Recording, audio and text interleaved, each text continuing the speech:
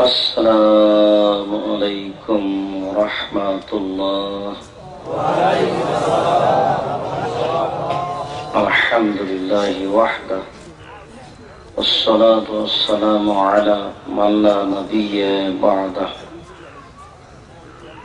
أعوذ بالله من الشيطان الرجيم. وما آتاكم الرسول فخذوه وما نهاكم عنه فانتهوا. عن عائشة رضي الله تعالى عنها قالت قال رسول الله صلى الله عليه وسلم من أحدث في أمرنا هذا ما ليس منه فهو رد. رواه البخاري ومسلم. সম্মানিত উপস্থিতি, প্রশংসা আল্লাহর জন্য, শান্তি অবতীর্ণ হোক আল্লাহর রাসূলের উপর সাল্লাল্লাহু আলাইহি ওয়াসাল্লাম।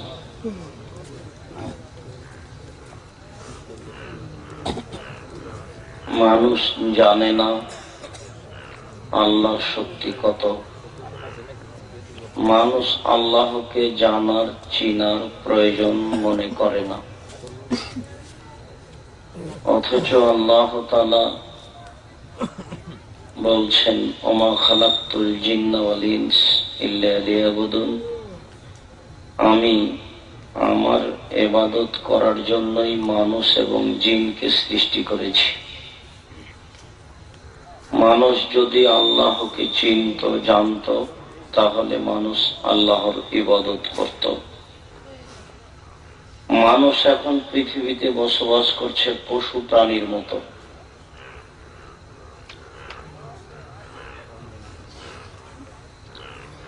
অথচ আল্লাহ তাআলা মানুষকে পশু প্রাণীর মতো হয়ে বসবাস করার জন্য সৃষ্টি করেননি। আল্লাহ তাআলা বলছেন তিন, ডমর ফলের কসম, জাইতুন, জাইতুন ফলের কসম, তুর সিনিন, সাইনা পাহাড়ের কসম, হাদাল বালাদিল আমিন, এই মক্কা শহরের কসম, লাকাদ খালাকনাল ইনসানা ফি আহসানি তাকবীম, আমি মানুষকে অতীব উত্তম করে সুন্দর আকৃতিতে সৃষ্টি করেছি।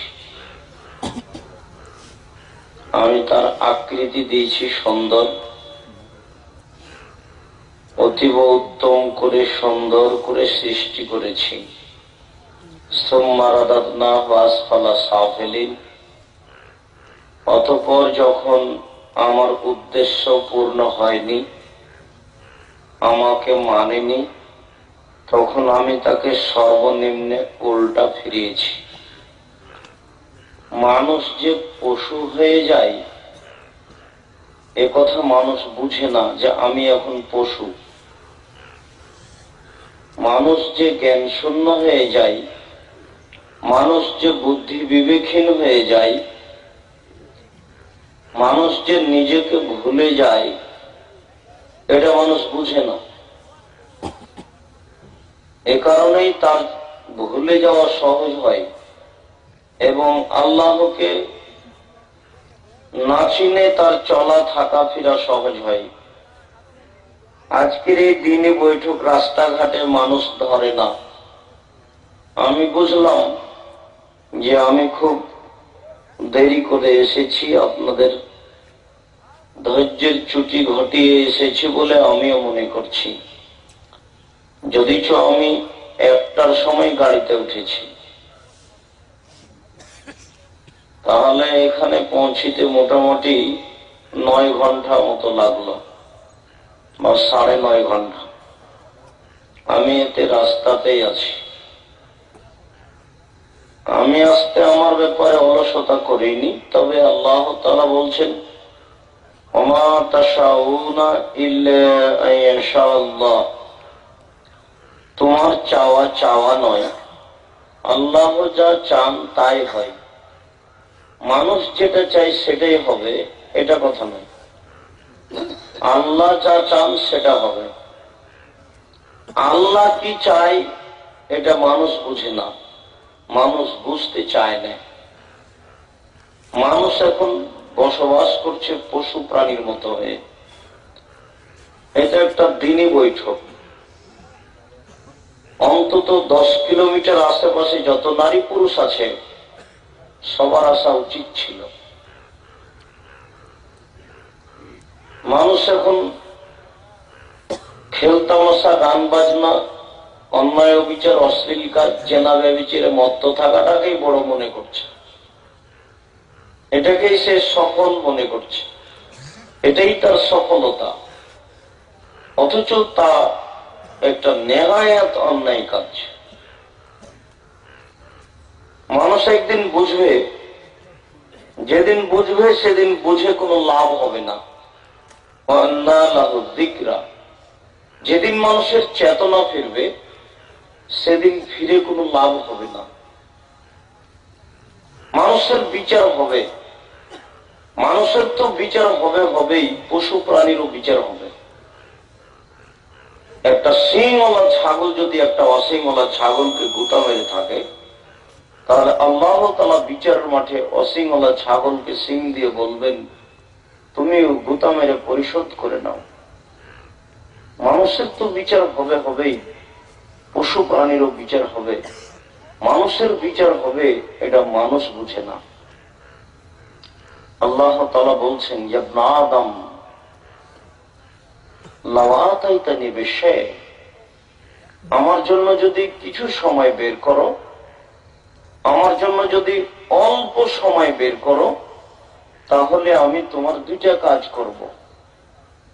আমলা ইয়াদাকা রানান ওয়া আসুদ্দু ফাকরা, আমি তোমার হাতকে, আমলা ও গেনাকা সাদরান, আমি তোমার মনকে, বক্ষকে টাকা দিয়ে পূর্ণ করে দেব। আমি তোমার হাতকে টাকা দিয়ে পূর্ণ করে দেব। আর তুমি যদি আমার জন্য সময় বের না করো, তাহলে আমি তোমার দারিদ্রতাকে বন্ধ করব না। তুমি যত পয়সা ইনকাম করো না কেন, তোমার দারিদ্রতা বেড়ে যাবে। আল্লাহ তাআলা বলছেন, আদম সন্তান, আমার জন্য যদি কিছু সময় বের করো, তাহলে আমি অর্থ সম্পদ দিয়ে তোমার হাতকে পূর্ণ করে দেব আর তোমার দারিদ্রতা বন্ধ করে দেব।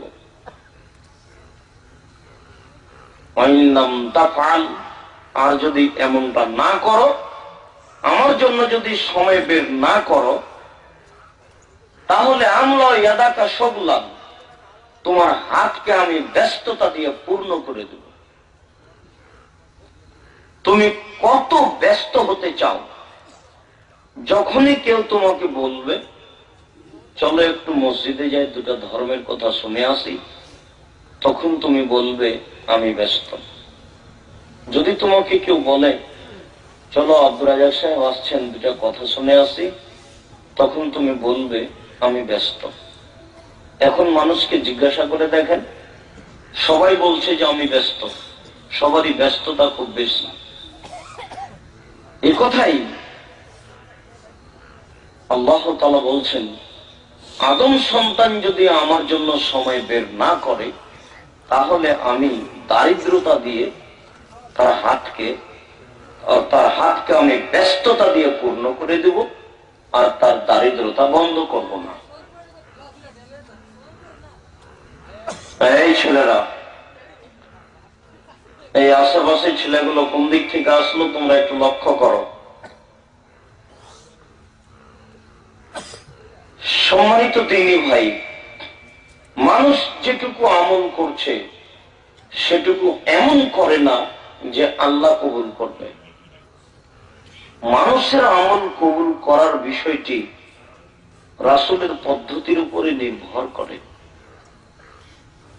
যদিচ মানুষের রুজি হারাম হলো ইবাদত কবুল হয় না, আর মানুষের যদি ইবাদতের পদ্ধতি ভুল হয় তাহলে ইবাদত কবুল হয় না। আল্লাহ রাসূল বলছেন, মান আওয়া মুহদাসান লা ইউকবালু আনহু আলা সারফ, আমলওয়ালা সারফ। যে ব্যক্তি বিদআত করে তার নফল ইবাদত কবুল হয় না, তার ফরজ ইবাদত কবুল হয় না।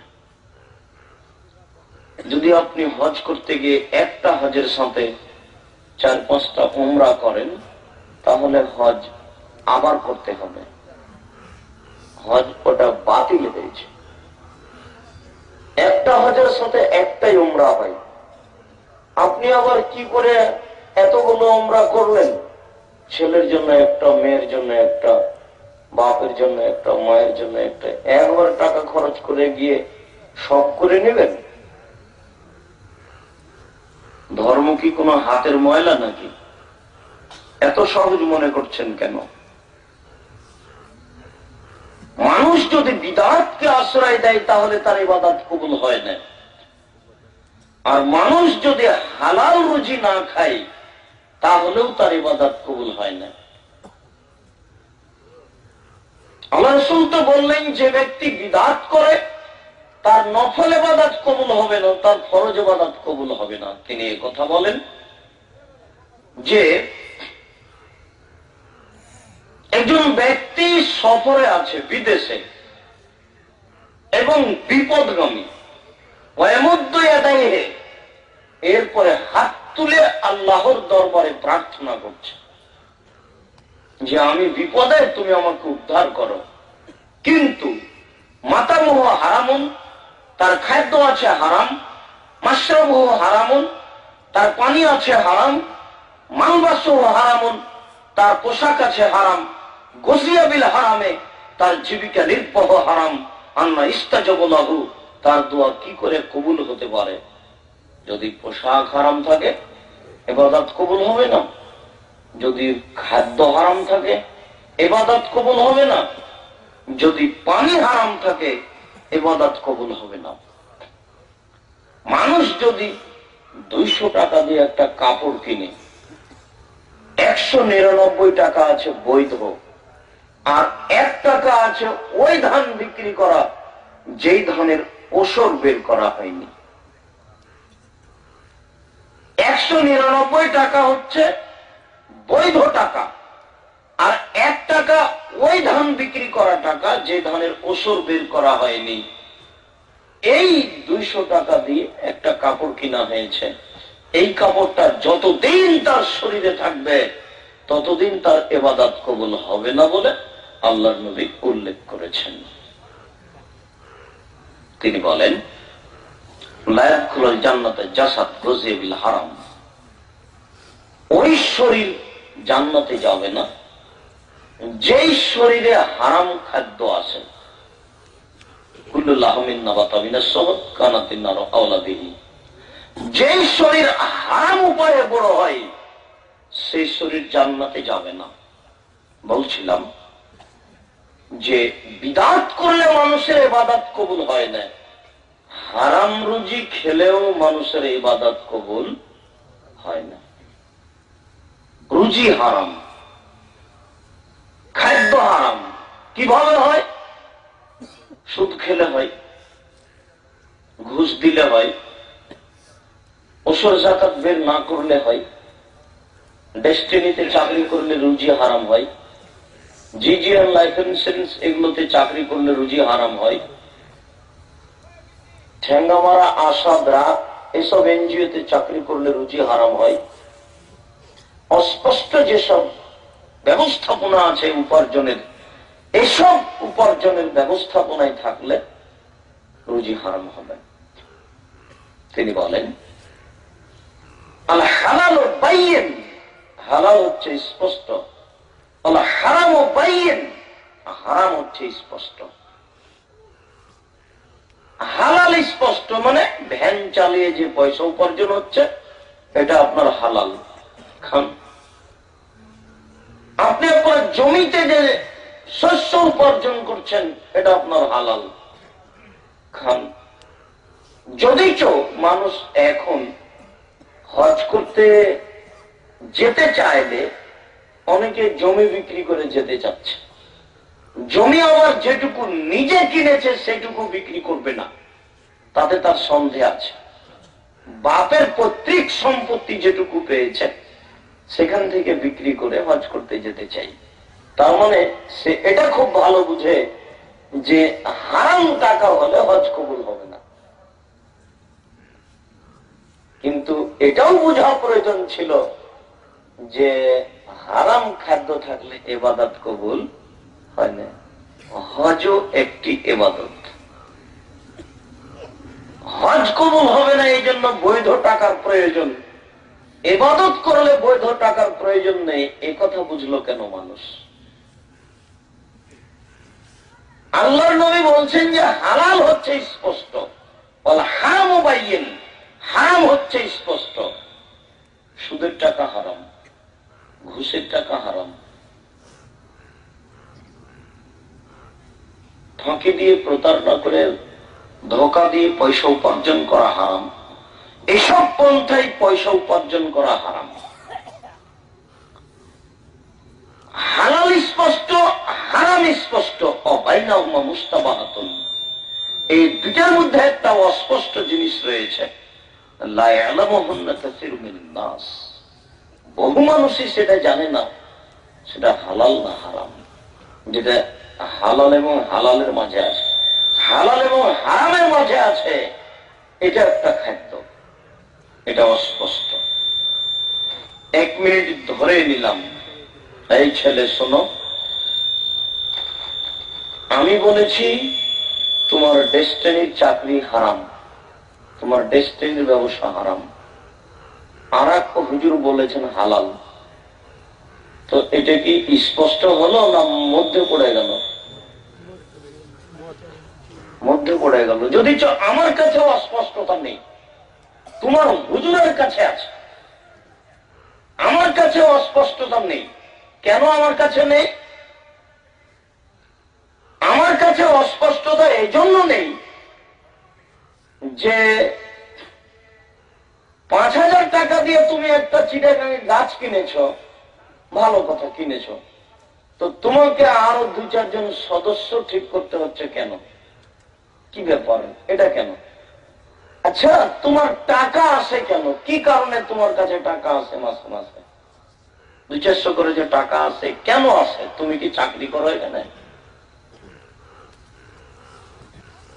ডেস্টিনির মালিক বলবে যে আমি 5,000 লোককে চাকরি দিলাম, তারাকে আমি 10,000 করে মাসে বেতন দিব, তারা আমার প্রচার করে বেড়াবে।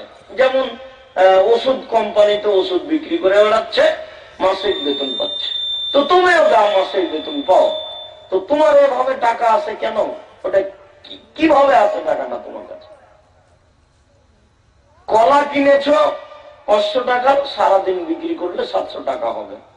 এটা কিভাবে আসলো? 500 টাকা দিয়ে কিনেছিলাম, বিক্রি করলাম, তাই তো আসলো।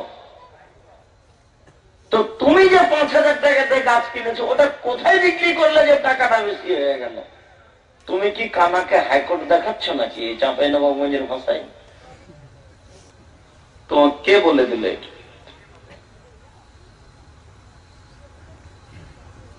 তোমাকে সতর্ক করার জন্য আরেকটা বাক্য সামনে বলে আমরা যাচ্ছি। সেটা হচ্ছে রাসূল সাল্লাল্লাহু আলাইহি ওয়াসাল্লাম বলছেন যে সন্দেহ থেকে বেঁচে থাকতে হবে কারাই ওমান ওয়াকা ফি শুবহাতে ওয়াকা ফিল হারামে। যে সন্দেহের মধ্যে পড়লো সে হারামের মধ্যে পড়লো। যার চূড়ান্ত সিদ্ধান্ত নেই সেটা চূড়ান্ত হারাম, যার চূড়ান্ত সিদ্ধান্ত নেই সেটা চূড়ান্ত হারাম, যেটা চূড়ান্ত সিদ্ধান্ত নেই সেটা চূড়ান্ত হারাম। আল্লাহ রাসূল বলছেন সন্দেহ থেকে বেঁচে থাকতে হবে কারাই, একটা রাখালের মতো। ইয়া হাওলাল হিমা, যে রাখালটি আইলে গরু চালাচ্ছে। আইল বুঝেন কি? আইল বুঝেন আপনারা? যে লোকটি আইলে গরু চালাচ্ছে, ইউসেক সম্ভাবনা রয়েছে আয়াত তাফিহে গরুতে ধানে মুখ দিতে পারে। যেহেতু গরুতে ধানে মুখ দিতে পারে, এই জন্য তুমি গরু আইলের পাশে চড়ায় না। এখনো বুঝতে পারেননি?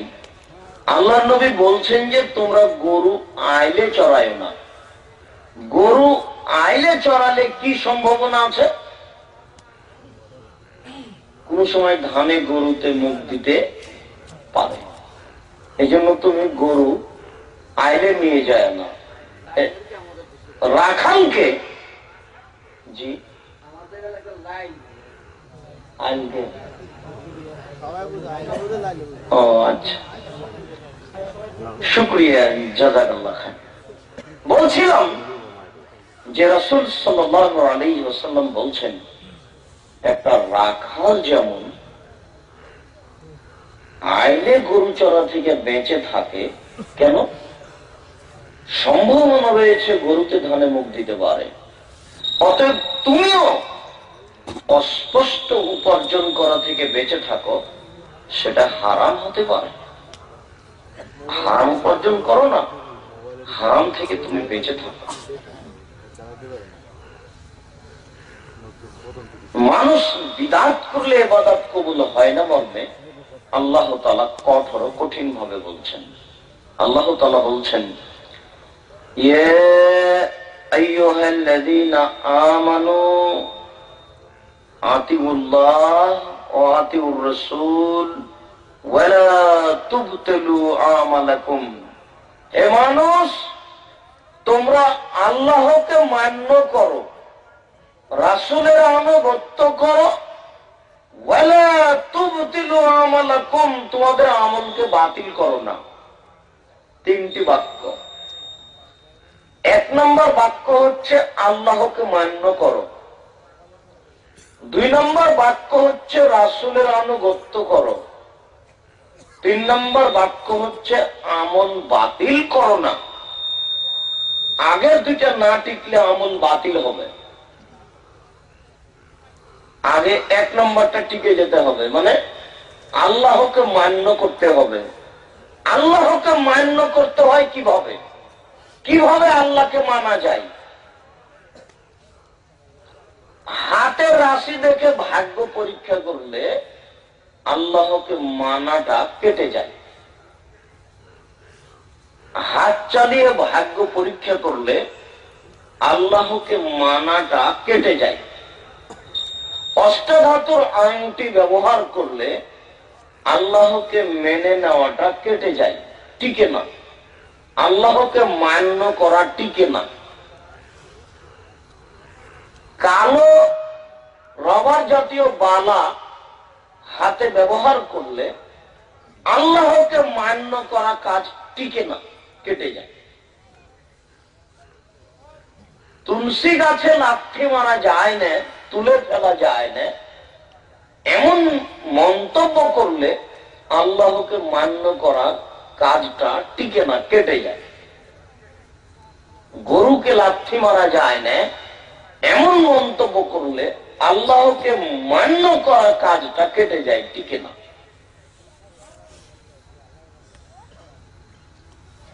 ড্রাইভার ভালো তাই গাড়ি অ্যাক্সিডেন্ট হলো না, এই কথা বললে আল্লাহকে মান্য করা কাজটা কেটে যায়। ডাক্তার ভালো তাই বাচ্চা বেঁচে গেল, এই কথা বললে আল্লাহকে মান্য করার কাজটা কেটে যায়, টিকে না। জন্মদিবস পালন করলে টিকে না। মৃত্যু দিবস পালন করলে আল্লাহকে মান্য করার কাজটি টিকে না, কেটে যায়। 26শে মার্চ, 16 ডিসেম্বর, 21শে ফেব্রুয়ারি, 1 বৈশাখ, 31 নাইট, এসব দিন দিবসগুলি মানলে আল্লাহকে মান্য করার কাজটি কেটে যায়। শিখা চিরন্তন, শিক্ষা অনির্বাণ, এগুলো মানলে আল্লাহকে মেনে নেওয়ার কাজটা কেটে যায়।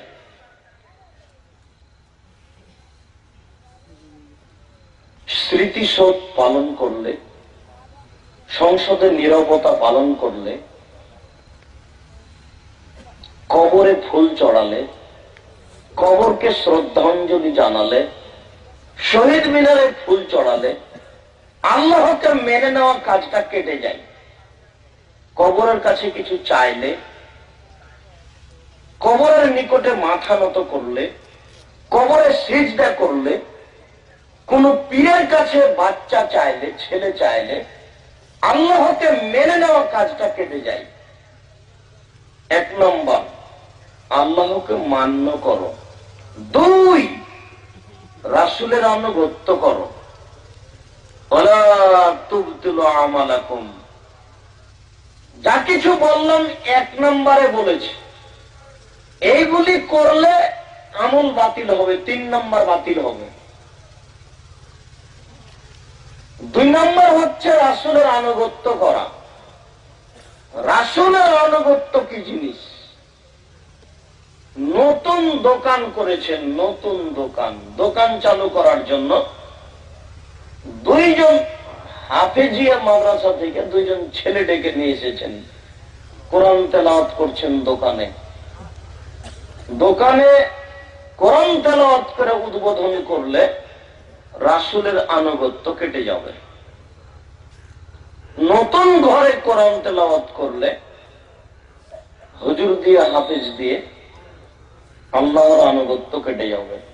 এই ছেলে, পাশে কেউ কথা বলবে না, তোমরা যারা দায়িত্ব পালন করছো তারা একটু খেয়াল করো। বাম পাশে রাস্তা নাকি কোনো মানুষ হাঁটে নাকি সেদিকে খেয়াল করো। আশেপাশে কোনো ছেলে যেন দাঁড়িয়ে না থাকে, কথা না বলে, এ ব্যাপারে তোমরা সোচ্চার হও। পাশে কথা বলছে, তোমরা এখানে আছো, এটা তোমাদের অযোগ্যতার প্রমাণ।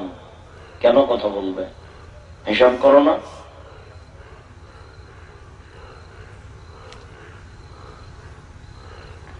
এমনিতেই যারা আমরা এখানে এসেছি কষ্ট করে, বাড়ি থেকে আসেনি, বাড়িতে আছে, তারা মূর্খতার পরিচয় দিয়েছে, তারা উপেক্ষা করেছে, তাদের বিচার হবে, হবেই, আজ হোক আর কাল হোক।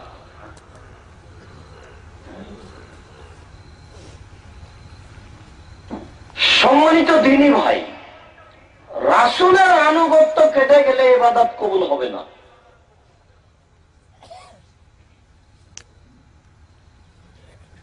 নামাজে দাঁড়ানোর সময় যদি 2 জনের মাঝে ফাঁকা থাকে তাহলে নামাজ কবুল হবে না। 2 জনের মধ্যে ফাঁকা বন্ধ করতে হবে। নামাজে দাঁড়িয়ে যদি একজন আগে থাকে একজন পিছে থাকে, আধ হাত, 1 হাত, 10 আঙ্গুল, 2 আঙ্গুল, তাহলে ইবাদত কবুল হবে না। এতে রাসূলের আনুগত্য কেটে যায়।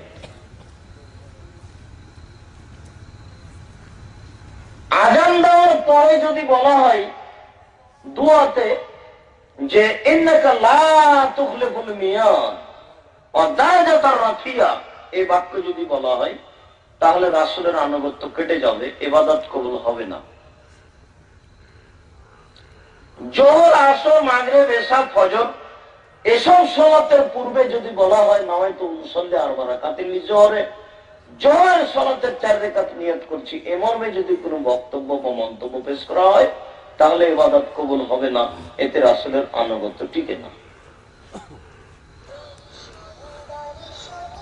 সবাই মিলে যদি কবরের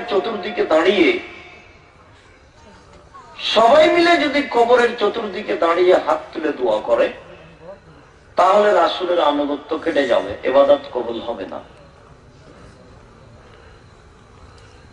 সবাই মিলে যদি জানাজার পরে, সভা সমিতির পরে, বিবাহের পরে ঈদগাহের মাঠে দলবদ্ধভাবে হাত তুলে দোয়া করে তাহলে রাসূলের আনুগত্য কেটে যাবে, ইবাদত কবুল হবে না।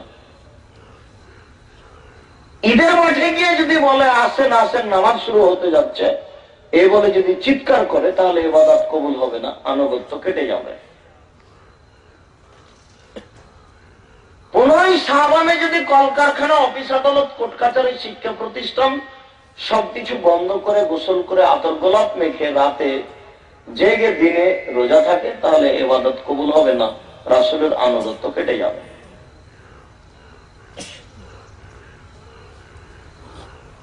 মানুষ মারা গেছে এই জন্য 3 দিন পরে বা 4 দিন পরে বা 40 দিন পরে যদি খাওয়ার অনুষ্ঠান করে তাহলে রাসূলের আনুগত্য কেটে যাবে, ইবাদত কবুল হবে না।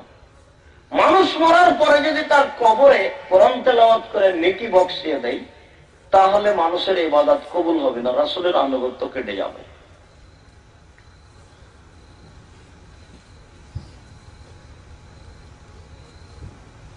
এদেশের অতীতে রাসূলকে উপেক্ষা করার অসংখ্য কাজ রয়েছে। একটা মানুষ অসুস্থ হয়েছে, বলছে যে বেটা মসজিদের ইমামকে 500 টাকা দিয়ে আসো, আমার জন্য দোয়া করতে বলো।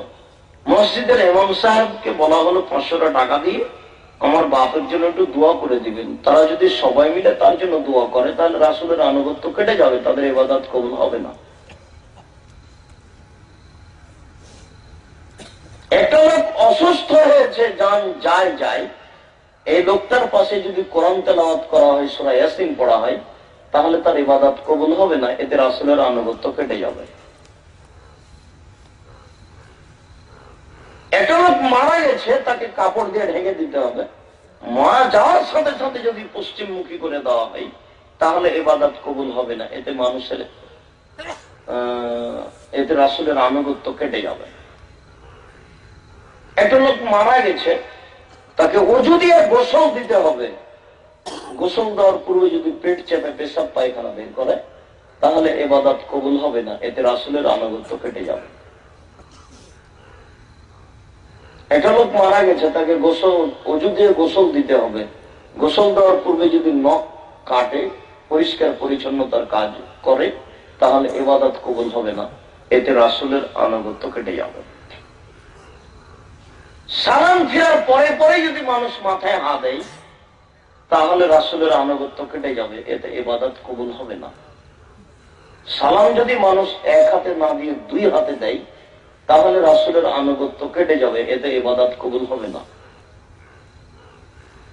সালাম দেওয়ার পরে যদি মানুষ হাতখান আগে মুখে নেয়, মুখে চুমা দিয়ে বুকে লাগায়, তাহলে মানুষের ইবাদত কবুল হবে না, এতে রাসূলের আনুগত্য কেটে যাবে।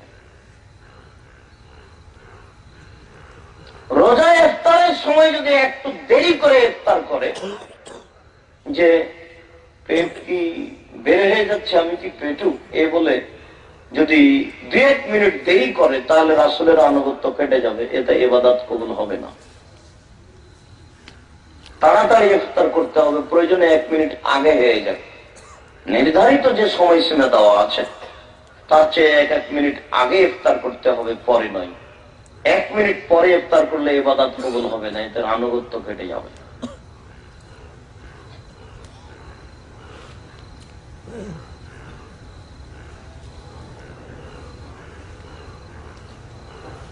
রমজান মাসে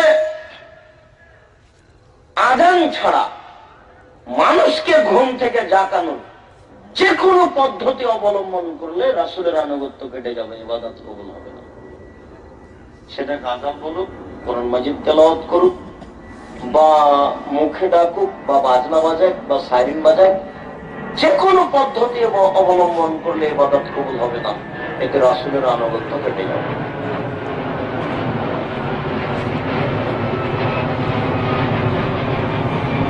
দোয়া শেষে বলতে হবে আমিন সুম্মা আমিন। মানুষ যদি বলে বিরাহমাতিকা ইয়া রাহমান রাহিমিন অথবা বিহাক্কি লা ইলাহা ইল্লাল্লাহ, এসব বাক্য যদি ব্যবহার করে তাহলে মানুষের ইবাদত কবুল হবে না, এতে রাসূলের আনুগত্য কেটে যাবে। মানুষ হজ করতে গিয়ে একটা উমরার পরিবর্তে যদি একাধিক উমরা করে তাহলে রাসূলের আনুগত্য কেটে যাবে, এতে মানুষের ইবাদত কবুল হবে না। আল্লাহ তাআলা বলেন, ইয়া আইয়ুহাল্লাযীনা আমানু, হে বিশ্বাসীগণ, আতিউল্লাহ, তোমরা আল্লাহকে মান্য করো, ওয়া আতিউর রাসূল, রাসূলের আনুগত্য করো, ওয়ালা তুবতিলু আমালাকুম, তোমরা তোমাদের আমলকে বাতিল করো না। এই দুইটার যে কোনো একটা কেটে গেলে আমল বাতিল হবে। আমি মনে হয় কথাটা বুঝাতে পারছি না। এটা কোরআন মাজিদের আয়াত, এখানে 3টা বাক্য আছে। 1 নম্বর বাক্য বলা হয়েছে যে আল্লাহকে মেনে নিতে হবে। আল্লাহকে মেনে নেওয়ার একটা ছোট অর্থ হলো শিরক করা যাবে না। বুঝতে পেরেছেন? যদি আপনি মায়ের কসম করেন, মায়ের কসম, তাহলে আল্লাহর আনুগত্য কেটে যাবে। যদি বলেন চোখের কসম, তাহলে আল্লাহর আনুগত্য কেটে যাবে। যদি আপনি মাদুলি তাবিজ ঝুলান গলায় হাতে মাঝে, তাহলে আল্লাহর আনুগত্য কেটে যাবে। আপনার টাকা হারিয়ে গেছে, যদি ফকিরের কাছে যান, গণকের কাছে যান, একটু দেখেন তো আমার টাকাটা কে নিয়েছে, এ কথা বললেই আল্লাহর আনুগত্য কেটে যাবে। বাড়ি থেকে বের হয়ে গেছেন, তারপরে কলমটা ভুলে গেছেন, বা একটা বই ছেড়ে এসেছেন, আহা পরীক্ষা দিতে বের হয়েছিলাম, এখন আবার বাড়িতে ফিরে যাব, কেমন হয় না, বাড়িতে ফিরে যাব না। বাড়িতে ফিরে যাওয়াটা কেমন মনে হচ্ছে, বাড়িতে ফিরে যাওয়া কেমন মনে হচ্ছে, এটা মনে করলে আল্লাহর আনুগত্য কেটে যাবে, ইবাদত কবুল হবে না। ফিরে যাওয়া কেমন মনে হচ্ছে, এটারই নাম হচ্ছে শিরক। কাজ গিয়ে দেখা গেল কাজ হলো না, তখন বলছেন কি ব্যাপার, কাজ হলো না কেন? আহা বাড়ি থেকে বের হয়েছিলাম, তখন অমুক মহিলার সাথে দেখা হয়েছিল, ওই মহিলার সাথে দেখা হওয়ার কারণে কাজটাই হলো না। এমন মন্তব্য করলে আল্লাহর আনুগত্য কেটে যাবে, ইবাদত কবুল হবে না। এই ছেলেটা ওই গাড়িতে না উঠে যদি এই গাড়িতে উঠতো, তাহলে অ্যাক্সিডেন্ট হতো না, তার হাতটা ভেঙে যেত না। এরকম মন্তব্য করলে আল্লাহর আনুগত্য কেটে যাবে, ইবাদত কবুল হবে না। আল্লাহ তাআলা বলছেন, তোমরা আল্লাহকে মান্য করো, রাসূলের আনুগত্য করো, তোমাদের আমল বাতিল করো না। বলেন তো কিভাবে আমল, আল্লাহর আনুগত্য কেটে যায় কি করলে? শিরক করলে। বলেন তো আল্লাহর আনুগত্য কেটে যায় কি করলে? শিরক করলে আল্লাহর আনুগত্য কেটে যায়। রাসূলের আনুগত্য কেটে যায় কিভাবে? ইবাদত তার পদ্ধতিতে না করলে। রাসূলের আনুগত্য কিভাবে কেটে যায়? বলেন তো রাসূলের আনুগত্য কিভাবে কেটে যায়? ইবাদত তার পদ্ধতিতে না করলে। যতই ইবাদত করেন আপনি, টুঙ্গির আখেরে মুনাজাতই যথেষ্ট এই টুঙ্গি অবৈধ হওয়ার জন্য। টুঙ্গির ইজতেমাজে হারাম, টুঙ্গির ইজতেমাজে নাজায়েজ, টুঙ্গির ইজতেমাজে হারাম, টুঙ্গির ইজতেমাজে নাজায়েজ, এখানে যাওয়া যে পাপের কাজ, এই শেষ মুনাজাতই তার জন্য যথেষ্ট। এমন কোন মায়ের সন্তান কিয়ামত পর্যন্ত জন্ম নিবে না যে টুঙ্গির আখেরি মোনাজাতের বৈধতা দিতে পারে। চ্যালেঞ্জ করলাম দেশের সরকার সহ, দেশের আলমোলা সহ, অফিস আদালত সহ, হায়াত পর্যন্ত সময় থাকলো, দেখি কোন মায়ের ওটা জন্ম নিয়েছে। টুঙ্গির আখেরি মোনাজাত, টুঙ্গির মাঠে যাওয়া হারাম। টুঙ্গির এই মাঠে গেলে পাপ হবেই। টুঙ্গির আখেরি মোনাজাত যদি জায়েজ হয়, আল্লাহর নবী শেষ বৈঠকে আরাফার মাঠে ছিলেন, তখন লোক সংখ্যা ছিল 6 লক্ষ, তিনি হাত তুলে দোয়া করলেন না কেন? টুঙ্গির আখেরি মোনাজাতে যত মানুষ উপস্থিত হয়েছে, আপনার আরাফার মাঠে এবছর তার চেয়ে বেশি মানুষ ছিল। এবছর আরাফার মাঠে 1 কোটি মানুষ ছিল, তো সবাই মিলে হাত তুলে দোয়া করলো না কেন? মক্কার ইমাম হাত তুলে দোয়া করলেন না কেন? তুমি মনে রেখো, সারা দুনিয়ার মানুষ যদি টুঙ্গিতে চলে আসে, সারা দুনিয়ার মানুষই পাপী। সারা পৃথিবীর নারী পুরুষ, হিন্দু মুসলমান বৌদ্ধ খ্রিস্টান সবাই যদি চলে আসে টুঙ্গির আখেরি মোনাজাতে, সমস্ত মানুষই পাপী। এর বৈধতার কোন সুযোগ নেই। আখেরি মোনাজাতই যথেষ্ট এই নাজায়েজ হওয়ার জন্য। আখেরি মোনাজাত করতে হবে, প্রেম প্রীতির কথা বলতে হবে, বিবাহ পড়াতে হবে, জেনা করতে হবে, এই সময়তে সব কবুল হয়ে যাবে। সারা বছর অকাম ঘটে এসে এখানে হাত তুলে দোয়া করলে সব মাফ হয়ে যাবে। ধর্ম কি হাতের ময়লা? ধর্ম কি আল্লাহ মানুষের হাতে দিয়ে দিয়েছে? বিচার আচার, যে কবরের বিচার এবং জাহান্নামের বিচার সবকিছু মানুষের হাতে। লা তামলিকু নাফসুন লিনাফসিন শাইআ ওয়াল আমরু ইয়াওমাইযিন লিল্লাহ। বিচারের মাঠ এমন একদিন মাঠ, যেদিন কোন মানুষের কোন কাজে আসবে না, এর নাম বিচারের মাঠ। মানুষ জানে না বিচারের মাঠ কাকে বলে। আল-ইয়াওমা লা তামলিকু নাফসুন লিনাফসিন শাইআ ওয়াল আমরু ইয়াওমাইযিন লিল্লাহ। বিচারের মাঠ এমন একটা মাঠ, যেদিন কোন মানুষের কোন কাজে আসবে না। মানুষ তো দূরের কথা, ইব্রাহিম আলাইহিস সালাম টিকবেন না। বিচারের মাঠ আপনাকে কি দিয়ে বুঝাবো বিচারের মাঠ কাকে বলে? মানুষ তো দূরের কথা, যেখানে ইব্রাহিম আলাইহিস সালাম টিকতে পারেন না, সেটা কত কঠিন জায়গা কে বুঝে, সেটা কে জানে? সেটা মানুষ কে দাম দেয় আল্লাহকে, কে দাম দেয় রাসূলকে, কে দাম দেয় কোরআন মাজিদকে? কোরআন মাজিদ এখানে একটা সুন্দর কাপড় দিয়ে জড়ানো হয়েছে, তাকে শুধু সুন্দর কাপড় দিয়ে জড়িয়ে রাখা হয়েছে। কোরআন মাজিদ একটা বিধান বই, এটা পড়তে হবে। ও রব্বুকা ইয়ালামু মা তুকিন্নু সুদুরুহুম ওয়া মা ইউক্লিনুন, আপনার প্রতিপালক জানেন আপনি যা অন্তরে গোপন রাখেন, যা প্রকাশ করেন। এরকম বাক্য কে পড়বে, কে বুঝবে? আল্লাহু লা ইলাহা ইল্লা হুয়া, তিনি ছাড়া কোনো মাবুদ নেই। লাহুল হামদু ফিল উলা ওয়াল আখিরা, প্রশংসা তার শুরুতে, প্রশংসা তার শেষে। ওয়ালাহুল হুকমু ওয়া ইলাইহি তুরজাউন, ফয়সালা তারই চূড়ান্ত, পৃথিবীর সকল মানুষকে তারই কাছে ফিরে যেতে হবে। এসব কোরআন মাজিদ কে পড়বে, কে বুঝবে? আয়াত আয়াতই আছে, সুন্দর করে কাপড় দিয়ে জড়িয়ে রেখে দেওয়া হয়েছে।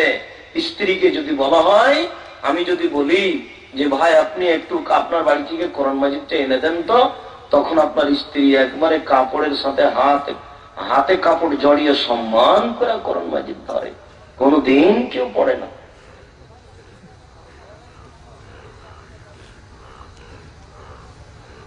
কে বুঝবে, কে পড়বে? সব ধান্দাবাজ। জন্মের আগে থেকে নার্সারিতে ছেলেকে পড়াবে সেটা ভাবছে, ইংরেজি শিখাবে। 14 গোষ্ঠীর কালে ইংরেজিও শিখেনি, ওকে বলে ইংরেজি শিখাবে অনেক ছেলেকে। দেখো অনেক ছেলেকে ইংরেজি শিখাবে। মাইকেল মধুসূদন দত্ত কোথায় ইংরেজি শিখেছিল? আশ্চর্য।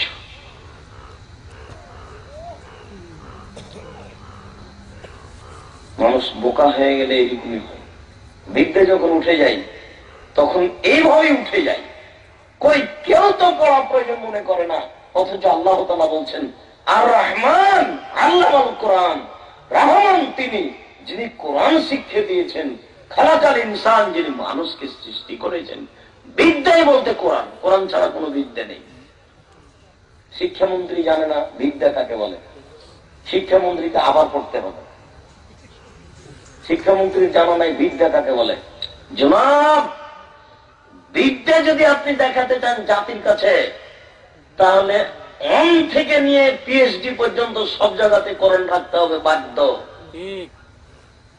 এই স্কুলে ভর্তি হওয়ার জন্য যেটা 1 নম্বর সাবজেক্ট হবে সেটা হবে কোরআন। যার কোরআন মুখস্থ বেশি, যে কোরআন বেশি বুঝে, তারই রেজাল্ট ভালো, এটাতে আসতে হবে। এখানে চাকরি হবে 50 জনের, যে সবচেয়ে কোরআন মুখস্থ বেশি রেখেছে, কোরআন বুঝে, তার প্রাধান্য দেওয়া হবে চাকরিতে। তাহলে মানুষ কল্যাণ পেতে পারে। মাঠে ঘাটে, অফিসে, আদালতে, কোর্টে, কাচারিতে, শিক্ষা প্রতিষ্ঠানে, বাড়িতে, প্রত্যেকটা জায়গাতে শুধু কোরআন তেলাওয়াত হতে হবে, কোরআন পড়তে হবে। তাহলে জাতির কল্যাণ হতে পারে, তাছাড়া কল্যাণ হতে পারে না। কি বুঝেন? এই যে একটা পাতা এখানে আমি বের করলাম, আল্লাহ তাআলা বলছেন আপনি কি বুঝেন?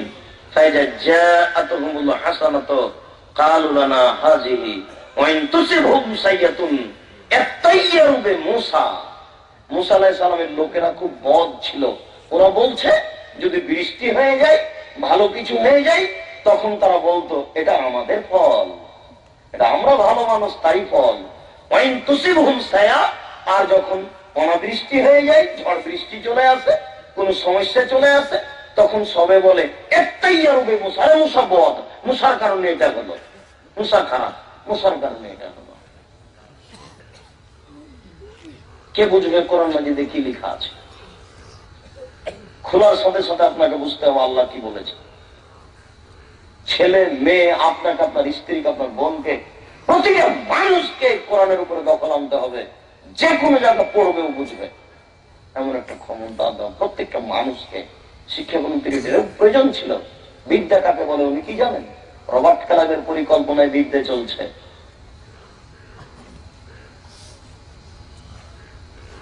আল্লাহকে মান্য করুন, রাসূলের আনুগত্য করুন, তাহলে ইবাদত টিকবে, তাছাড়া টিকবে না। কেউ বুঝে না আল্লাহকে মান্য করা কি আর রাসূলের আনুগত্য করা কি। এদেশের নেতা নেত্রী, নারী পুরুষ কেউ বুঝে না, একজন সামান্য হুজুর তো সব প্রায় 3 নম্বর শ্রেণীর হুজুর। বক্তৃতার জগৎ একটা ফাঁকি দেওয়া, ধোকা দেওয়া জগৎ। বক্তৃতার জগতে এমনটা জগৎ, এর চেয়ে বোকা জগতই নেই। একটা পিয়ন নিবে না হেডমাস্টার ম্যাট্রিক পাস ছাড়া। হেডমাস্টারকে আপনি একটা পিয়ন দেন, পিয়ন ও ম্যাট্রিক পাস ছাড়া হেডমাস্টার পিয়ন নিবে না। না না না, আমার মূর্খ মানুষ দিয়ে চলবে না। পিয়ন কি করবে? একটা ঘন্টা মারে, বাজায়, 1 গ্লাস পানি দেয়। বক্তৃতার জগতে এমন একটা জগৎ যার পড়াশোনা লাগে না, থুঁথির জোর থাকলে বক্তা। মিথ্যে কথা বলে, কিসসা কাহিনী বলে 10,000 20,000 টাকা নিয়ে চলে গেল, তাহলে ধর্ম টিকবে কি করে? রাসূল সাল্লাল্লাহু আলাইহি সাল্লাম বলছেন আমার জীবনে বড় ভয় 3টি। রাসূল সাল্লাল্লাহু আলাইহি সাল্লাম বলছেন আমার জীবনে বড় 3টি ভয়। রাসূল সাল্লাল্লাহু আলাইহি সাল্লাম বলছেন আমার জীবনে বড় 3টি ভয়। 1 নম্বর ভয় হচ্ছে ভ্রান্ত হুজুর। হুজুরই বলছে যে যায়, হুজুরই বলছে যে জিজিয়ান যায়, হুজুরই বলছেন যে লাইফ ইন্স্যুরেন্স যায়, হুজুরই বলছেন যে শেয়ার ব্যবসা যায়, হুজুরই বলছেন যে খ্রিস্টান আব্রাহাম লিঙ্কনের কাল্পনিক পদ্ধতি, ভোট পদ্ধতি, পবিত্র আমানত। আরে হুজুর কত বড় বুদ্ধিহীন মানুষ! বিদ্যা তো নেই, বুদ্ধিও নেই। খ্রিস্টান আব্রাহাম লিঙ্কনের কাল্পনিক পদ্ধতি কি করে পবিত্র আমানত হতে পারে? আশ্চর্য! এদিকে ব্যারিস্টার দাঁড়িয়েছে আর এদিকে একজন মুচি মেথর দাঁড়িয়েছে। ব্যারিস্টার পেয়েছে 100টি ভোট আর মুচি পেয়েছে 101টা ভোট। বলেন তো কে মন্ত্রী হবে? মুচি হবে। এর চেয়ে নোংরা নীতি আছে দুনিয়াতে? তোমার বুদ্ধি আছে, তোমার বুদ্ধি হলো তোমার বিদ্যা নেই। ইসলাম ইলেকশন মানে না, ইসলাম মানে সিলেকশন। ইসলাম ইলেকশন মানে না, ইলেকশন হচ্ছে খ্রিস্টান আব্রাহাম লিঙ্কনের কাল্পনিক পদ্ধতি, আর সিলেকশন হচ্ছে নবীর পদ্ধতি। নেতা নির্বাচন করতে হবে, এদেশের 10 জন বড় পণ্ডিত, বিদ্যা রাখে, বুদ্ধি রাখে, এরকম পণ্ডিত এক জায়গাতে বসে একজনকে নেতা নির্বাচন করবে, এটা হলো সিলেকশন। আবু যার গেফারি বলে গেছিলেন আল্লাহর নবীর কাছে নেতা হতে। আবু যার গেফারি যে বলছেন, আল্লাহর নবী আমাকে একটু আমাদের এলাকার একটু নেতা করে দেন না। আবু যার গেফারি খুব পরহেজগার মানুষ, যার পিছনে জান্নাত ঘুরে বেড়াচ্ছে। আপনি জান্নাত নিবেন সেই জন্য ব্যস্ত, আবু যার গেফারির পিছনে জান্নাত ঘুরে। আবু যার গেফারি রাদিয়াল্লাহু তাআলা আনহু আল্লাহর নবীকে গিয়ে বলছেন যে আমাকে একটু নেতা করে দেন না আমাদের এলাকা। তখন আল্লাহ রাসূল বলছেন, আবু যার নেতৃত্ব খুব কঠিন মানব কাজ, তোমার হবে না, যে তুমি পারবা না। নেতৃত্ব খুব কঠিন কাজ, তুমি পারবা না, তোমার নেতা হওয়া হবে না। তুমি বুঝো না এটা। নেতৃত্ব সবার দিয়ে চলে না। খ্রিস্টান আব্রাহাম লিঙ্কনের পদ্ধতিতে চলে, সবার দিয়ে, মেথরেরও চলে, মুচিরও চলে। আবু যারের মতো লোককে আল্লাহ রাসূল নেতা করলেন না। পরহেজগারিতা দিয়ে নেতৃত্ব চলে না। পরহেজগারিতা দিয়ে, বুদ্ধি দিয়ে, বিদ্যা দিয়ে, মেজাজ দিয়ে, ক্ষমতা দিয়ে নেতৃত্ব চলে। ওমর দিয়ে চলে, আবু যার গেফারি দিয়ে চলে না। নেতৃত্ব কাকে দিয়ে চলে? ওমর রাদিয়াল্লাহু তাআলা আনহু দিয়ে চলে, আবু যার গেফারিকে দিয়ে চলে না।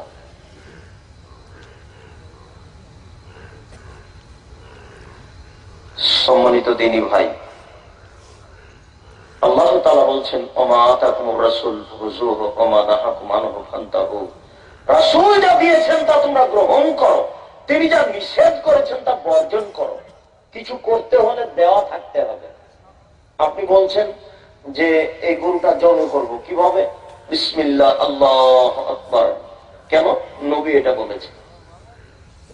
আপনি এখন অন্য একটা বলতে পারবেন না, ইন্নী ওয়াজহাতু ওয়াজহিয়া লিল্লাযী ফাতারা সামাওয়াতি ওয়াল আরদ, এগুলো বলতে পারবেন না। এটা চলবে না। গরুটা জবাই করার পরে ছেড়ে রাখতে হবে 5-10 মিনিট, এমনি পড়ে থাকে। জবাই করার পর পরে আপনি গলা দিয়ে একেবারে ভিতরে ছুরিটা ঢুকে দিলেন কেন?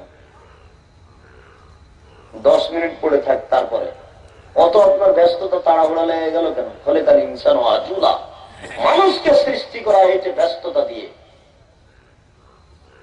মানুষকে সৃষ্টি করা হয়েছে তাড়াহুড়া দিয়ে। মানুষ খুব ব্যস্ত।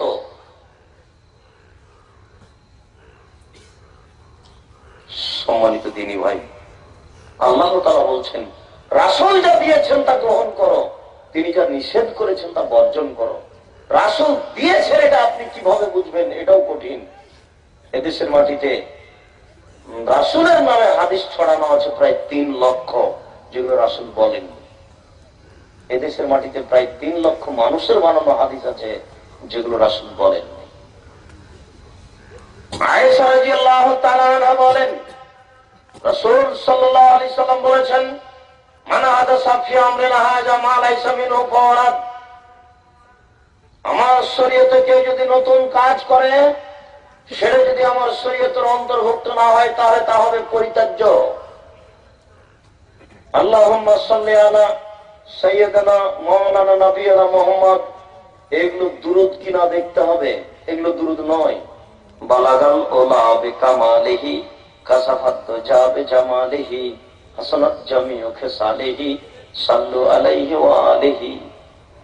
আল্লাহকে সন্তুষ্ট করার জন্য রাসূলের এই সঙ্গীত এই নামে বলা যাবে না, এই দুরূদ চলবে না।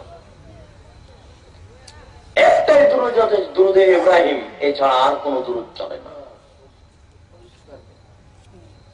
সাহাবীগণ বলছেন যে আপনি যে বারবার বলছেন যে আমার উপরে দুরূদ পড়ো, আমার উপরে দুরূদ পড়ো, আমার উপরে দুরূদ পড়ো, তা আপনাকে তো আমরা সালাম দিতে জানি, আপনার উপরে দুরূদ পড়বো কিভাবে সেটা তো জানি না। তখন আল্লাহ রাসূল বলেন যে কুলু, তোমরা বলো আল্লাহুম্মা সাল্লি আলা আল্লাহুম্মা বারিক আলা, যার নাম দুরূদে ইব্রাহিম। আল্লাহুম্মা সাল্লি আলা সাইয়্যিদানা মাওলানা নবিয়্যিনা মুহাম্মদ, ইয়া আল্লাহ ইয়া হাবিব আল্লাহ, এসবগুলো যে বলছে অযথা। তারপরে যে আল্লাহ আল্লাহ আল্লাহু নানান ভাবে নোংরা পদ্ধতিতে জিকির করছে, এগুলো হচ্ছে আপনার নতুন কাজ। শরীয়ত সবাই মিলে বসে জিকির করছে, জিকিরের এক এক জায়গায় এক এক রকম পদ্ধতি। বহু মানুষ জিকিরের, তাদের আবার ইবাদত করা লাগে না, রাতের অন্ধকারে জিকির করলেই হয়। রাতের অন্ধকারে জিকির চলবে না, ইবাদতই করতে হবে। এই জিকির না যায়, এই জিকির হারাম, এই জিকির বিদআত, এই জিকির ইবাদত কবুল হবে না। এই জিকির করলে মানুষ মুসলমান থাকে না। রাসূল সাল্লাল্লাহু আলাইহি সাল্লাম বলেন, মান আমিলা আমাল লাইসা আলাইহি আমরুনা ফাহুয়া, কেউ যদি কোনো আমল করে, সেই আমলের উপরে যদি আমার নির্দেশনা না থাকে, তাহলে সে আমল বাতিল, সে আমল পরিত্যাজ্য, সে আমল কবুল হবে না। আবু হুরায়রা রাদিয়াল্লাহু তাআলা আনহু বলেন রাসূল সাল্লাল্লাহু আলাইহি ওয়াসাল্লাম বলেছেন, কুল্লু উম্মতি ইয়াদখুলুনাল জান্নাহ ইল্লা মান আবা। সব মানুষই জান্নাতে যাবে, তবে যে আমাকে মানে না। সব মানুষই জান্নাতে যাবে, তবে যে আমাকে মানে না। কি না মানাবা ইয়া রাসূলুল্লাহ, কে অস্বীকার করে আপনাকে? আল্লাহ রাসূল বলেন, মানা তানি দাখালাল জান্নাহ ওয়া মান আসানি ফাকাদ আবা। যে আমার আনুগত্য করে সে আমাকে মানলো, যে আমার নাফরমানি করলো সে আমাকে অস্বীকার করলো। যে আমার আনুগত্য করলো না, যে আমার নীতিকে মানলো না, সে আমার আনুগত্য করলো না। অফিয়া আহলে হাদিস বলে, যে বলে ফাঁসির মঞ্চে যেতে রাজি আছি, জোরে আমিন বলবই, এর নাম আনুগত্য? ফাঁসি হয়ে গেল, চুপে আমিন বলবো না। চুপে আমিন বলার দুনিয়াতে কোনো হাদিস নাই, ধীরে বলার একটা হাদিস আছে, জয়ীফ হাদিস, এইভাবে বলতে হবে। অন্তত কেউ যদি জয়ীফ হাদিস মানে চুপে আমিন বলার, তাহলে এইভাবে বলতে হবে। কিন্তু একেবারে নীরব থেকে যাওয়ার হাদিস দুনিয়াতে নেই। চুপে চুপে আমিন বলার একটা, ধীরে আমিন বলার একটা হাদিস আছে। খাফা বিহা সাউতাহু, আওয়াজ নিচু করলেন এইভাবে, অন্তত। আর জোরে বলবেন, কত হাদিস নেবেন জোরে আমিন বলা? জোরে আমিন শব্দ শুনে ইহুদি চটে যায়। কেউ যদি আমিন জোরে শুনে রাগ করে, তাহলে বুঝতে হবে এর ভিতরে ইহুদির বৈশিষ্ট্য আছে। একাধিক সহিহ হাদিস। আমিন শব্দ জোরে শুনে যদি খারাপ লাগে, খারাপ লাগাটাই হচ্ছে ইহুদিদের নীতি। আল্লাহর রাসূলের আনুগত্য করে না মানুষ, রাসূলের আনুগত্য করা প্রয়োজন মনে করে না মানুষ। ইকামত শুরু হবে মানে মানুষ দাঁড়াবে, মাঝারি মসজিদে আছেই, আহলে হাদিস মসজিদে আগে ইমাম সাহেব বলছেন, মুয়াজ্জিন বলছে যে আপনারা দাঁড়ান, উঠেন, কাতার সোজা করেন। কাতার যখন সোজা হয়ে গেছে তখন ইকামত দিচ্ছে। ইকামত দিচ্ছেন কেন? এখন আপনি ইকামত দিচ্ছেন কেন? এইটুকু হুঁশ জ্ঞান নাই, বুদ্ধি নেই? ইমাম সাহেব বললেন ইকামত দেন, তখন ইকামত শুরু হয়ে যাবে, সবাই দাঁড়াবে।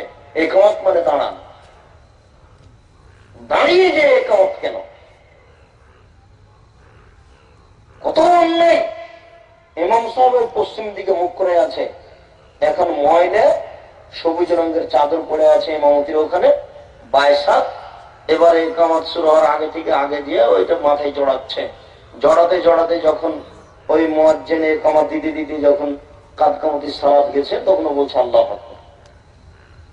শেষই করেনি, আল্লাহু আকবার বলছে। কত বড় অযোগ্য ইমাম, কত বড় অযোগ্য ইমাম, কত বড় মূর্খ ইমাম, কত বড় অজ্ঞ ইমাম, কত বড় মূর্খ ইমাম। দুইজন মানুষ থাকলে ইমাম সাহেব মুক্তাদির দিকে মুখ করে বলতে হবে কাতার সোজা করুন, তারপরে আল্লাহু আকবার বলবেন। বহু মানুষ তো দূরের কথা, যদি দুইজন থাকে, দুইজন, তবু বলতে হবে কাতার সোজা করুন।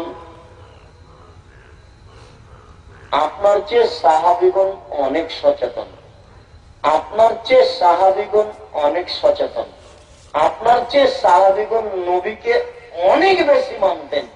তাহলে একটা মানার বাস্তব বুখারী মুসলিমের হাদিস দেখাই। রাসূল নামাজ শুরু করেছেন, তো জুতা পায়ে দিয়ে নামাজ শুরু করেছেন। জুতা পায়ে দিয়ে নামাজ পড়া যায়, তো জুতাতে ময়লা ছিল, ময়লা, পেশাব পায়খানা কিছু ছিল।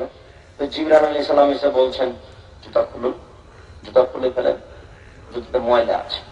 তো আমাদের নবী জুতা খুলে দিয়েছে। সাহাবীগণ ওই নামাজের অবস্থাতে জুতা খুলে দিয়েছে। এখন সালামের পরে আল্লাহ রাসূল বলছেন কি ব্যাপার, তোমরা জুতা খুললে কেন? এই যে আপনাকে দেখলাম নামাজের মধ্যে আপনি খুলে দিয়েছেন, সেজন্য আমরা খুলে দিই। আল্লাহ রাসূল বলছেন আরে না না, জিবরাইল আমাকে এখন বললো যে আপনার জুতাতে ময়লা আছে, এই জন্য আমি খুলেছি, তোমরা খুললে কেন? আপনাকে আমি কি বুঝালাম বলেন তো? আমি কি বুঝালাম? আনুগত্য দেখালাম, বলা লাগেনি। তাহলে তারা কত সচেতন। এরপরে আল্লাহর নবী 23 বছর জীবনে কোন একদিন কোন এক অক্ত কাতার সোজা করুন, কাঁধে কাঁধ মিলিয়ে দাঁড়ান, এই কথা না বলে নামাজ শুরু করেছেন, তার প্রমাণ নেই। না, কথা বুঝাতে পারলাম না। সাহাবীগণ এত সচেতন হওয়ার পরেও 23 বছর জীবনে কোন একদিন কোন এক অক্ত বলেননি যে কাতার সোজা করুন, নামাজ শুরু করে দিয়েছেন, এটা ঘটেনি। কথা আমার বুঝতে পারেননি? দুইজন মানুষ থাকলেও প্রতি অক্তেই বলেছেন কাতার সোজা করুন, কাঁধে কাঁধ মিলিয়ে দাঁড়ান। আর এই হুজুর বাইতুল মুকাররমের হুজুরই একদিনও বলেন না। কিভাবে আনুগত্য টিকতে পারে? জাবের রাদিয়াল্লাহু তাআলা আনহু বলেন, জাত মালায়েকাতুল নবী সাল্লাল্লাহু আলাইহি সাল্লাম ওয়া নায়েম, একদল ফেরেশতা নবীর কাছে আসলেন, নবী তখন ঘুমন্ত। ফাকালা বাজুইনা না ইন্নাহু নায়েম, কিছু কিছু সাহাবী বললেন যে ইনি ঘুমিয়ে আছেন। কিছু কিছু সাহাবী বলছেন ইন্নাল আয়না নায়মাতুন অনকাল ইয়ারজান, তার চক্ষু ঘুমিয়ে আছে বটে, তবে তার অন্তর জেগে আছে। ফেরেশতাগণ বলছেন এই ব্যক্তি একটা দৃষ্টান্ত রয়েছে, ইন্নাল সাহিবুকুম হাযা মাসালান ফাজরুল্লাহ ওয়া সালাম, তোমাদের এই সঙ্গীর একটা দৃষ্টান্ত রয়েছে, তোমরা সেই উদাহরণ বর্ণনা করো। তখন সাহাবীগণ ফেরেশতাগণ কিছু বললেন যে তিনি ঘুমন্ত, কিছু বললেন না তিনি ঘুমিয়ে আছে, তবে চোখ ঘুমিয়ে আছে, অন্তর জেগে আছে, কিছু বললে বুঝবে। তখন কিছু ফেরেশতা বলছেন যে তার দৃষ্টান্ত হচ্ছে একজন লোকের মতো বানা দাঁড়ান। আবার বুঝুন, এই ছেলেরা তোমরা একটু আমার দিকে খেয়াল করো তো, একটা দৃষ্টান্ত উদাহরণ পেশ করছি, তোমরা বুঝতে পারো কিনা। আপনারা একটু খেয়াল করেন তো বলতে, আপনারা বুঝতে পারছেন কিনা আমি একটা উদাহরণ পেশ করছি। আমাদের নবী ঘুমিয়েছিলেন, বলতে পারবেন? আমাদের নবী ঘুমিয়েছিলেন, তখন কিছু ফেরেশতা আসলেন। ফেরেশতা এসে বলছেন, যে একজন বলছেন যে ইনি যে ঘুমিয়ে আছেন না, তার একটা দৃষ্টান্ত আছে, তার একটা উদাহরণ আছে। তখন কিছু ফেরেশতা বলছেন, উদাহরণ থাকলে কি হবে, উনি তো ঘুমিয়ে আছেন, উদাহরণ বলার এখন প্রয়োজন নেই। তখন কিছু ফেরেশতা বলছেন, আর তিনি ঘুমিয়ে থাকলে কি হবে, তার চক্ষু ঘুমিয়ে আছে, অন্তর জেগে আছে, আমরা যদি তার উদাহরণটা বলি তাহলে তিনি বুঝতে পারবেন। তার উদাহরণ কি বলেন তো দেখি, তার উদাহরণ কি? তার উদাহরণ হলো, ইনি হলেন একজন মানুষের মতো, ঘুমিয়ে আছেন, ইনি হলেন একজন মানুষের মতো। বলেন তো ঘুমিয়ে আছেন কে?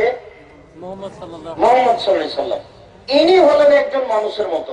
কোন মানুষ? যেই মানুষ বানাদার একটা ঘর বানিয়েছে।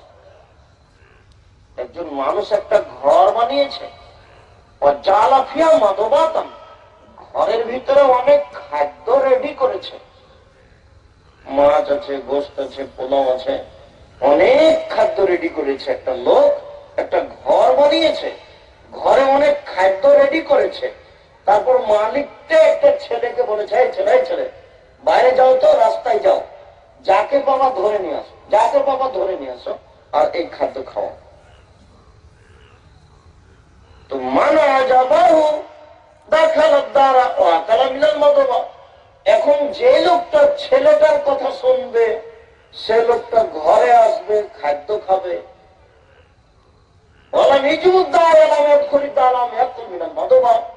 যে লোকটা ছেলেটার কথা শুনবে না, সে ঘরে আসবে না, সে খাদ্য খাবে না। ফেরেশতাগণ বলছেন যে কিভাবে যে বললেন উদাহরণ বুঝতে পারলাম না, উদাহরণটা যে কিভাবে বললেন বুঝতে পারলাম না, আরো বুঝিয়ে বলেন তো। তখন বাকি ফেরেশতা বলছেন, আরে শোনেন, ঘরটা হলো জান্নাত। ঘরটা কি? ঘরটা হলো জান্নাত। আর যিনি ডেকে বেড়াচ্ছেন উনি হচ্ছেন মুহাম্মদ সাল্লাল্লাহু আলাইহি ওয়াসাল্লাম। যেই ব্যক্তি মুহাম্মাদের কথা শুনবে, সে ব্যক্তি জান্নাতে চলে আসবে, খাদ্য খাবে। আর যে ব্যক্তি মুহাম্মাদের কথা শুনবে না, সে ঘরে আসবে না, খাদ্য খাবে না। তাহলে ঘরটা হলো জান্নাত, আর যিনি ডেকে বেড়াচ্ছেন তিনি হলেন মুহাম্মদ সাল্লাল্লাহু আলাইহি ওয়াসাল্লাম। মুহাম্মাদুন ফারকুন বাইনান নাসে, মুসলমান এবং কাফের মধ্যে পার্থক্যকারী হচ্ছেন মুহাম্মদ সাল্লাল্লাহু আলাইহি ওয়াসাল্লাম। মুহাম্মদকে মানে যারা, তারা হলো মুসলমান, মুহাম্মদকে মানে না যারা, তারা হলো কাফের। খোলাখুলি কথা। এবার শোনেন আরেকটা। আনাস রাদিয়াল্লাহু তাআলা আনহু বলেন, জাওয়াত সালাসাতু রাহাতিন ইলা নবী সাল্লাল্লাহু আলাইহি সাল্লাম, তিনজন লোক নবীর নিকটে আসলেন। অহমিয়া সালুন আন ইবাদাতিন নবী সাল্লাল্লাহু আলাইহি সাল্লাম, তারা রাসূলের ইবাদত সম্পর্কে জানতে চায়। তারা বলছে এসে যে একটু রাসূলের ইবাদতটা বলেন তো। ওই সময় রাসূল বাড়িতে ছিলেন না, হয়তো আয়েশা রাদিয়াল্লাহু তাআলা বলেছেন বা কেউ বলেছেন, হ্যাঁ রাসূল রাতে তাহাজ্জুদ পড়তেন 8 রাকাত, ঘুমিয়ে থাকতেন, মাঝে মধ্যে সিয়াম পালন করতেন, এরকম। তো তারা রাসূলের ইবাদত শুনে তারা বলছে যে না, হবে না, কান্নাহুম তাকাল্লুহা, রাসূলের সময় ইবাদত আমাদের করে হবে না, আমাদের বেশি করতে হবে। কেন? ইন্নাল্লাহা কাদ গাফারাল্লাহু লাহু মা তাকাদ্দামা মিন যামবিহি ওয়া মা তাআখারা। আরে রাসূলের তো আগের পাপও ক্ষমা, পরের পাপও ক্ষমা। রাসূলের কোন পাপই নেই, আমাদের পাপ আছে। রাসূলের সমান ইবাদত করলে কি হবে? রাসূলের চেয়ে বেশি করতে হবে। বুঝতে পারলেন না মনে হয়? তিনজন মানুষ রাসূলের বাড়িতে এসেছিলেন, তখন রাসূল বাড়িতে ছিলেন না। তো বাড়িতে যারা আছে তারাকে জিজ্ঞাসা করেছেন, একটু ইবাদত সম্পর্কে বলেন তো। আয়েশা রাদিয়াল্লাহু তাআলা বলেছেন ইবাদত হচ্ছে এই এই এই। তখন তারা তিনজন বলছেন, না না না, হবে না, এইভাবে ইবাদত করে আমাদের হবে না, রাসূলের সমান ইবাদত করে আমাদের হবে না। কেন হবে না বলেন তো? রাসূলের সমান ইবাদত করলে কেন হবে না? এই জন্য যে রাসূলের আগের পরের সব পাপ ক্ষমা। আমাদের তো আর ক্ষমা হয়নি, আমাদের একটু বেশি করতে হবে। ফাকালা আহাদুহুম, তিনজনের একজন বলছে আম্মা আনা ফাউসাল্লি লাইলা আবা, আমি সারা রাত তাহাজ্জুদ পড়ব। একজন বলছে রাসূল তাহাজ্জুদ পড়েন রাত 2টায় উঠে, 10টাতে ঘুমিয়ে যান, 2টায় উঠেন, 4 ঘন্টা ঘুমিয়ে থেকে তাহাজ্জুদ পড়েন। আমাদের ওটা হবে সারা রাত নামাজ পড়বো? অকালাখার আনা আসুন নাহার অস্তের। দ্বিতীয় জন বলল প্রতিদিন রোজা থাকবো, সিয়াম পালন করবো, একদিন ছাড়বো না। অকালাখার আনা আতাচে নেশা ফলাতা যাব্বাচ, আমি বিবাহ করবো না, বিবাহ থেকে বিচ্ছিন্ন থাকবো, বিবাহ ইবাদতের ক্ষতি করে। শুনুন, তিনজনের উদ্দেশ্য ভালো। যে ব্যক্তি রাতে তাহাজ্জুদ পড়বে, সারা রাত নামাজ পড়বে, যে ব্যক্তি রোজা থাকবে প্রতিদিন, এটাও ভালো কাজ। যে ব্যক্তি বিবাহ করবে না ইবাদতের জন্য, এটাও ভালো কাজ। আল্লাহ রাসূল বলছেন, শোনো, আনতুম কুলতুম কাযা ওয়া কাযা, তোমরা তিনজন এখনই এই মন্তব্য করলে, ইন্নী লা আখশাকুম লিল্লাহি ওয়া আতকাকুল্লাহু, পৃথিবীতে আমি তোমাদের সবার চেয়ে বড় পরহেজগার, আমি তোমাদের সবার চেয়ে বেশি আল্লাহকে ভয় করি। মনে রেখো, পৃথিবীতে সবচেয়ে বড় পরহেজগার আমি। সময়ে নিজের পরিচয় দেওয়া লাগে। আদম থেকে নিয়ে কিয়ামত পর্যন্ত সবচেয়ে বড় পরহেজগার মানুষ হচ্ছেন মুহাম্মদ সাল্লাল্লাহু আলাইহি ওয়াসাল্লাম। আদম থেকে নিয়ে কিয়ামত পর্যন্ত সবচেয়ে আল্লাহকে বেশি ভয় করেন মুহাম্মদ সাল্লাল্লাহু আলাইহি ওয়াসাল্লাম। এই কথা তিনি বলতে চাইলেন যে আমি যেহেতু সবচেয়ে বড় পরহেজগার, যেহেতু আমি সবচেয়ে আল্লাহকে বেশি ভয় করি, তাহলে সারা রাত নামাজ পড়লে আমি পড়ব, আর প্রতিদিন রোজা থাকলে আমি থাকব। এখনো কথা বুঝাতে পারিনি। আল্লাহ নবী কেন বললেন যে আমি সবচেয়ে বড় পরহেজগার?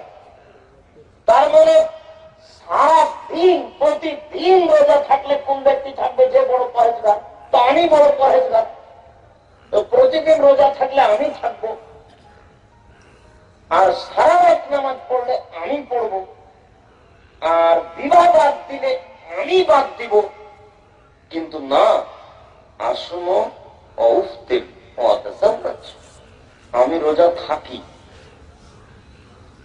আমি রোজা বাদ দিই, প্রতিদিন থাকি না, প্রতি মাসে 3 দিন থাকি, বৃহস্পতিবার সোমবার থাকি।